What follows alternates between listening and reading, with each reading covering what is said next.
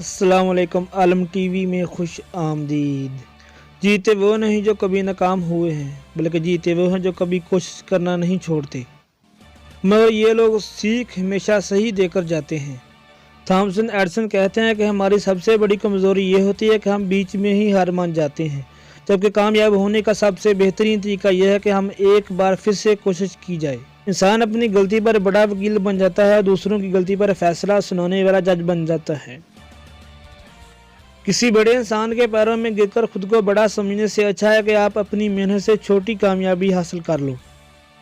याद रखना कि जो छोटी बातों पर वाह वाह करेंगे, देखना एक दिन यही लोग तुम्हें तबाह करेंगे। जो लोग ज़िंदगी में खुद से ज़्यादा दूसरों की फ़िक्र करते हैं, अक्सर ऐसे लोगों की फ़िक्र करने वाला कोई नहीं होता। जो आपका एतबार तोड़े तो उसका शुक्रिया अदा करना है, क्योंकि ऐसे लोग बताते हैं कि एतबार बहुत सोच समझ कर करना चाहिए। मैं पसंद तो हूँ सबको, लेकिन तब तक जब तक उन्हें मेरी ज़रूरत है। दोस्तों, ज़िंदगी को इतनी सस्ती कभी मत बनाओ कि 2 कौड़ी के लोग इससे खेल कर चले जाएं।